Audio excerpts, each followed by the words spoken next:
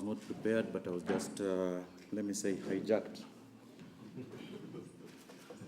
Just and given maybe 2-3 minutes to say hello.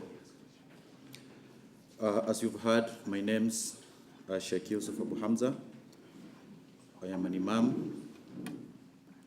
I also do lecture on Islamic jurisprudence. I'm also involved with interfaith, and I'm also in the leadership of the Muslim Center for Peace, Justice, and Reconciliation.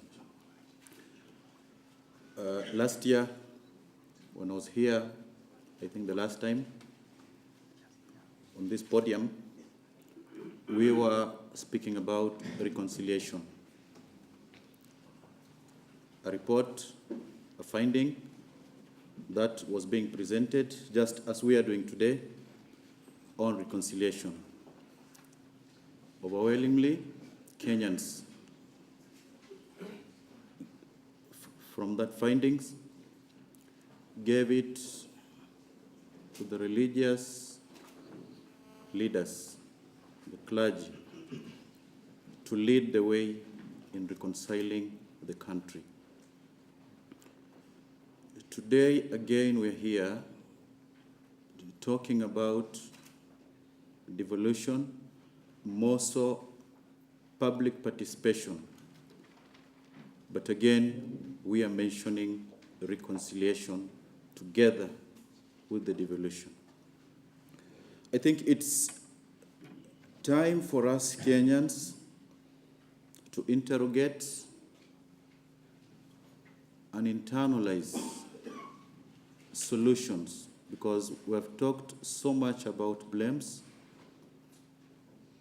since the advent for multipartyism, the advent for change. We talked about problems, but can we talk about solutions? Because solutions will only come from within ourselves. We have enacted so many laws in this country, which I believe were all supposed to be to give solutions to our problems, including corruption that we are talking about. We have the anti-corruption, ethics and anti-corruption. We have so many commissions that we formed. We have so many organizations that we've put in place, but we are still talking of the same problems. So where is the problem? The problem lies with ourselves. We need to ask ourselves first, give answers to ourselves, then now we go, because we have very beautiful laws in this country. But are these laws that we enact, are they laws that go with our backgrounds? Because we have backgrounds. We are poor. So 80%, 85% of Kenyans are poor. We are uneducated. A large number of us are uneducated, depending solely on what they are being told, either through press or through their representative in parliament or from the wards. And that is where our problem lies, because we have the culture ya kuambiwa. We do not have the culture ya kusoma. Even the learned amongst us. You ask me about the Constitution, I'll tell you what I heard in a forum. But I will not tell you what I've read in that book. And this is the culture that we have in Kenya, and that is what we have to start by addressing first. We've just elected governors, we've just elected senators, beautify everything, and we expect the devolved system of government that we have put in place to give us everything that we expect. Who are these governors and who are these people we've put to run these devolved systems? Start with the county reps. Are they not the same councillors who were there before now re-elected as county reps? What is it different that these people are going to do from what they did when they were councillors? We knew of councillors who gave bursaries, council bursaries, to needy students. But these bursaries, a good example, a councillor used to give 4,000 shilling bursary from the council, but to get that 4,000 shilling bursary, you have to pay 2,000 shillings to the council officer. So what is it that he's going to do different? Just because now we've named him the county rep. That's what we have to see. We've put in place laws, we've put in place checks and balances and audits, but do they work? Are they effective? Can they stop these things? The governance. One of the objectives yesterday, if I can recollect, we were told here of this devolved system and put in place the governance and everything was that there should be easy accessibility by the public. Watu wakwe karibu, watu mashinani. Are they karibu with the people they represent? Just recently, about 2 months ago, I was in a forum. The Nairobi governor was there also. He had come to do something about solid waste management. So when he was leaving, fortunately, I left before him. So I was somewhere, my shoes was being cleaned.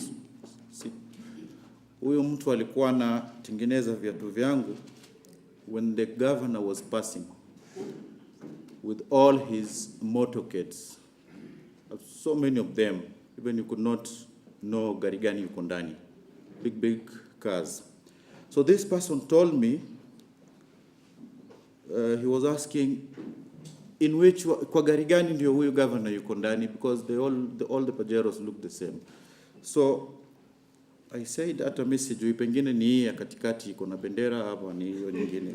So he said, when he wanted votes, alikuwa hata anakuja na mguu hapa. Alikuja hata pali yangu hapa.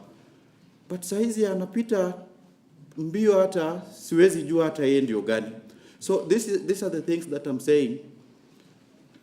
Can we change? The laws by themselves will not change unless we ourselves change what is inside us. Because we are Kenyans. Somebody goes to London, sees something there, and then comes and say, now we can adopt this law here. Will it work here with us? Itafanya kazi na sisi. In a majority of people who walk to their workplaces, they walk. They don't even have a right. Do you bring a law that will not conform with these people? Will he stop walking? This is something that we need now to internalize what we do. The culture of kuambiwa na politician. Today, if all politicians stand and say, devolution is working, devolution is good, the constitution is good, Kenyans will also say it's good. Now they're saying the constitution has flaws, the constitution is nzuri na nini, Kenyans are now looking kweli iko na flaws.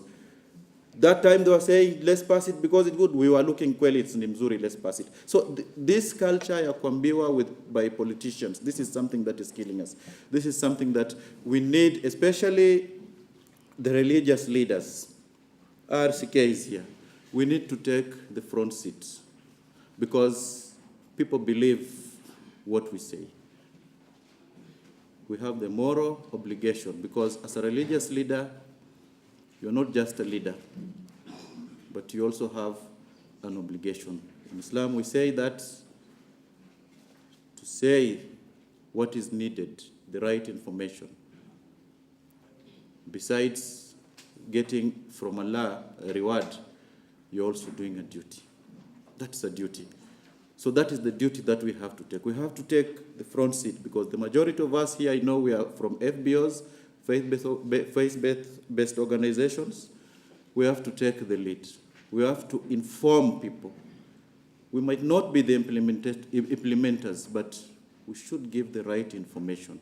We should tell them what to do. We should tell them what to expect, rather than when they hear it from other sources, from other people, then the problem will still be there with us. Thank you very much.